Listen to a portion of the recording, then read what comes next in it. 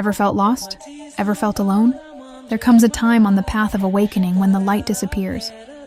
Not because we've failed, but because the soul is preparing to bloom in the deepest of shadows. This is known as the dark night of the soul, a sacred unraveling, where the ego dissolves and the spirit remembers.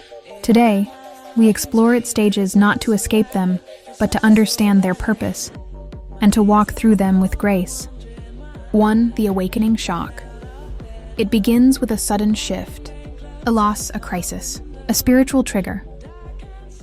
Something cracks the shell of ordinary life, and you begin to see through the illusion. But instead of clarity, there is chaos.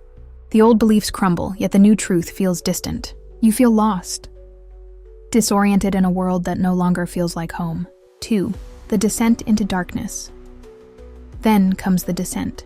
You withdraw. Nothing outside brings peace. Joy fades, passions dissolve. This is the soul pulling you inward, a sacred cocoon where distractions die, and only truth can survive. But it feels like death, of identity, of purpose, of connection. The darkness is thick and silent. 3. Confronting the shadow. In this stillness, your shadows emerge. All the pain you avoided, all the parts you rejected, they rise like ghosts, not to haunt you, but to be seen, loved, and integrated. You face your anger, your grief, your guilt, and in doing so, you begin to see these were never enemies. They were fragments of your forgotten self, the emptiness and surrender. After the storm, there is a haunting quiet.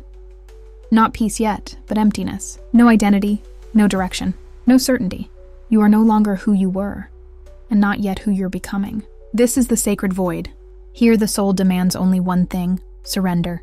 Not giving up, but letting go of control, of time, of needing answers. You fall into the unknown, and for the first time, you are held.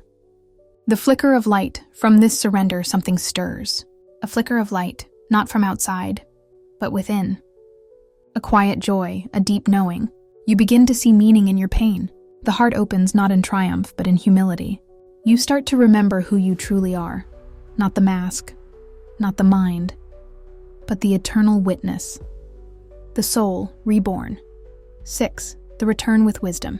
The journey doesn't end here, but you return with eyes wide open, with a heart more compassionate, with truth not as a belief, but as a lived reality. You walk the same world, but everything is different, because you are different. You now carry the sacred wound, not as a burden, but as a blessing.